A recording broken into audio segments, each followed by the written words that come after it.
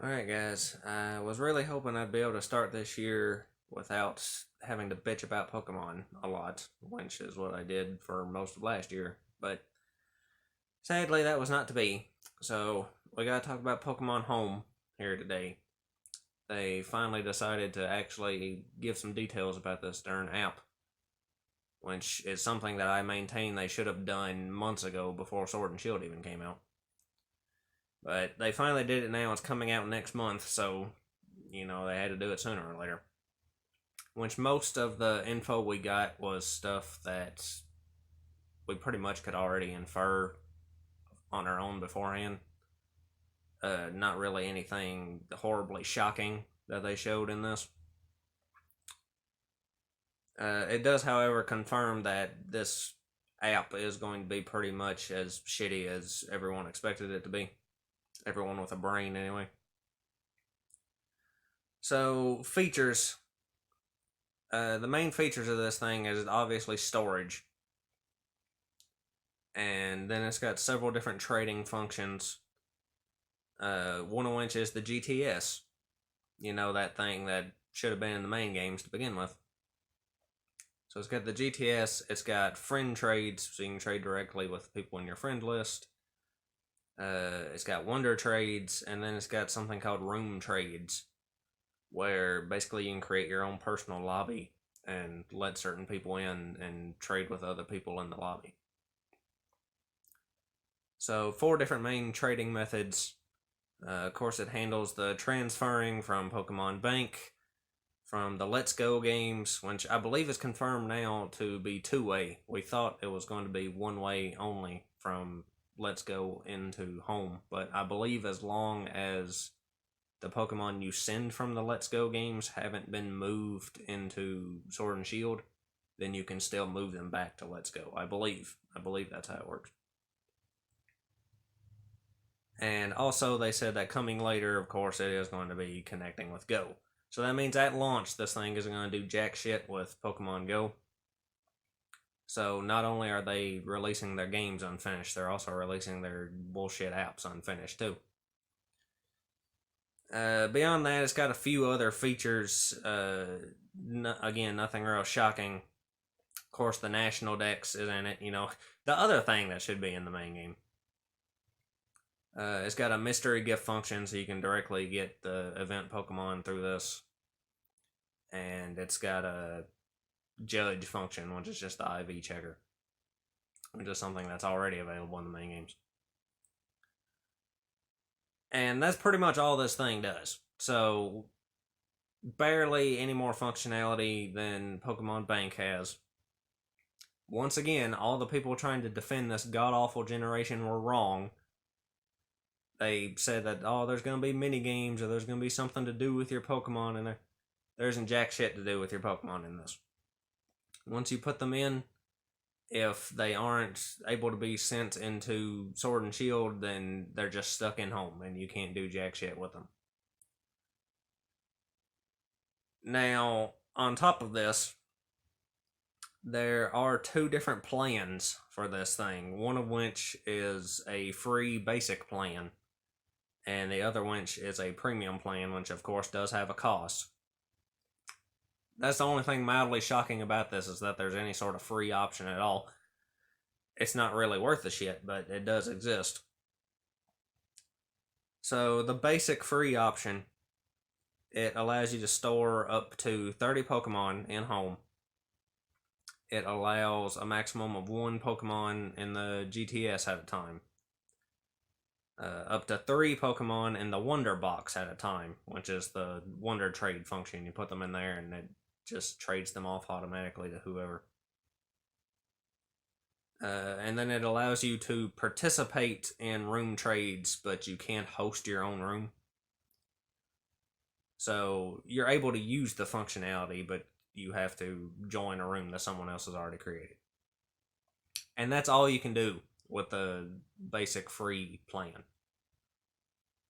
Which means that, yes, the cross-generation bank transfers are locked to the paid subscription.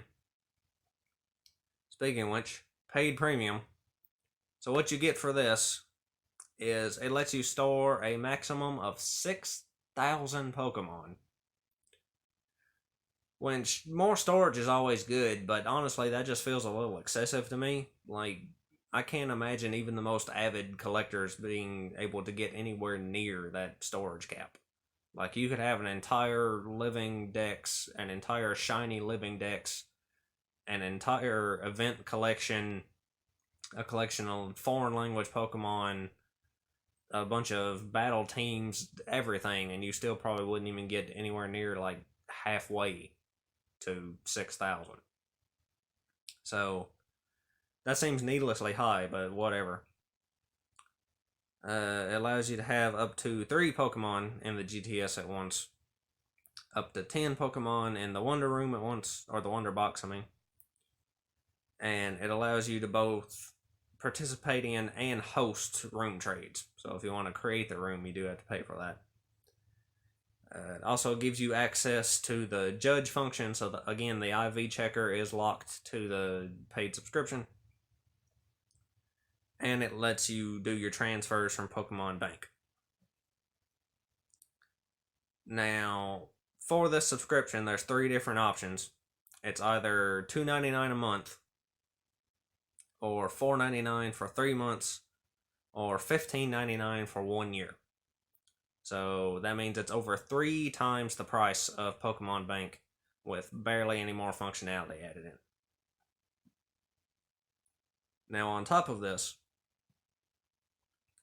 of course, this app is going to be available for both mobile phones and Switch.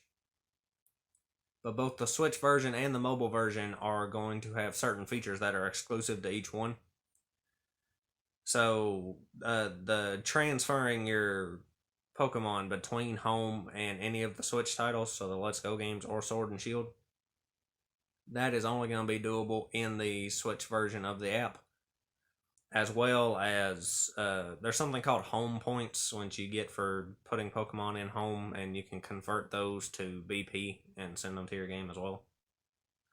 So the BP converting is also exclusive to the Switch version. Meanwhile, the mystery gift option and all of the trading functions are limited to the mobile version only. So basically, to get the full functionality out of this, you're forced to use the app on 2 separate devices, because you won't be able to do everything on either one. Which seems really unnecessary to me. I don't understand why basic things like the trading option couldn't be just built into the Switch version anyway. They're bound and determined to get your ass to use this fucking mobile phone bullshit. Now, you don't need a separate subscription for each one, as long as you have them both linked to the same account. Then one subscription will cover both the mobile phone version and the Switch version of your home. So overall, this is pretty much exactly the level of bullshit I expected it to be. I didn't think the price would be quite that steep. I was expecting it to be more than Bank was. But this is clearly a scam. There's no other way to put it. It's a complete ripoff for what you're getting. All of these functions should be built into the games to begin with. There is zero need for any of this to be a separate app, and even less need for there to be any sort of like online only connectivity, cloud-based bullshit to this. All that does is force you to pay extra for the service, turns it into a service in order for them to make more profit. And it also puts all of this on a clock, because that means inevitably one day those servers will go away and you won't be able to use any of these functions at all anymore. So we finally hit that point. They've gone full anti-consumer. Which, I mean, let's be honest, this series hadn't been the most consumer-friendly ever since its inception. But still, it's never gotten this bad. This is blatant cash grab mode. This is breaking up your games and selling it back to you piecemeal in order to nickel and dime you to death. And this should come as a shock to absolutely no one, because they've spent several years now normalizing this bullshit when they started with Pokemon Bank. I bitched about this all the way back in, 2013, when they started with Bank. And I got told, oh, it's just $5, it's not a big deal. Well, I tried to fucking tell people, and of course no one ever listens to me. So, here we are now. And it went from just $5 to just 16 fucking dollars. And it's probably only going to go up from there. And again, we're getting the same excuses using now. People are trying to say, oh, you can just pay for 1 month of it. It's not a big deal. It's only a few cents a month. The people focusing on the price are completely missing the point. The point is that none of this should even have to be a service to begin with. It should already be built into the game. You're getting ripped off, you fucking morons. But people can't get this through their skulls. Of course, there's still people defending this because, of course, their religion demands it. But anyway, I'm unsurprised by most of this. I am also very saddened by this.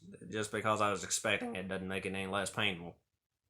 To watch what this entire series has become over the last even less than a year, it's just really sad.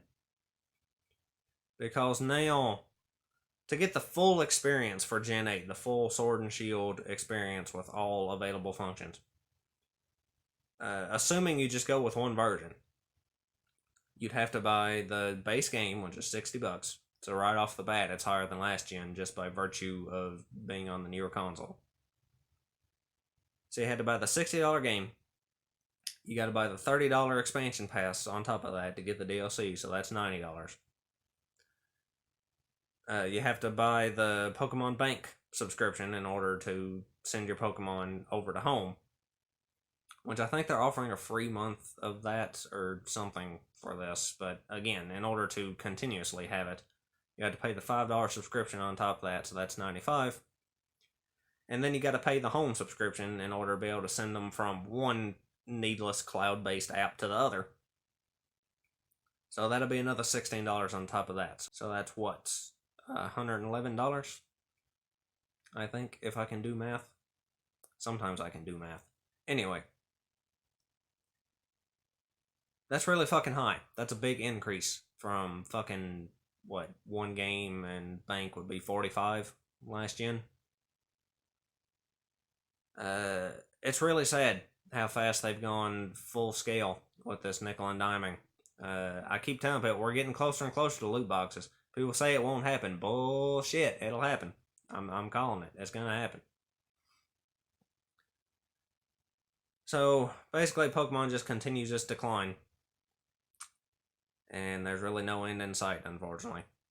But anyway, that's about all I got to say. So, lots of luck to you and yours.